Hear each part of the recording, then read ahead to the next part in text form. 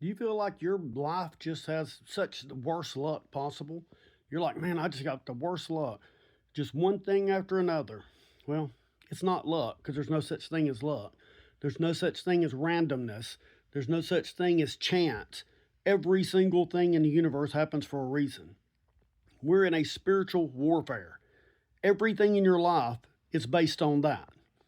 Why do you think sometimes I've known lots of people that, whether it be drugs or pornography or any other type of addiction, it's just constant, one problem after another. They'll try to get themselves clean, then they go right back and get back mixed up again. But the problem is they don't understand what's going on. And if you're in that situation, you need to listen. You're not just randomly getting in trouble constantly. For instance, if you're on drugs, sometimes you'll get out, you'll get clean, everything works great. Then next thing you know, you're mixed right back up with the same old friends, going back to getting the same old trouble. First of all, they're not your friends. These people are being used by the devil to destroy your life. See, God has a plan for you, and God has a call for you, and the devil's doing everything he can to make sure you do not fulfill it. So that's one of the first things. They're like, oh, they're my friends. No, they're not your friends. They are the enemy. The devil is using these people. Every time you get out of jail or rehab or anything else, and you go back to these friends, you're going right back down the pit. It's that simple.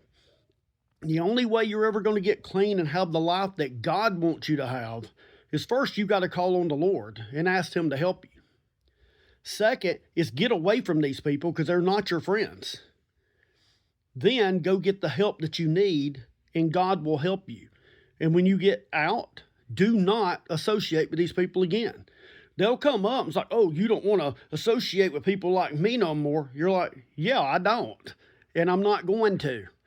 Because your freedom and what God has called you to do is way more important than going back through the hell that you've been living in for year after year after year. Because you didn't realize that you're actually in a spiritual warfare.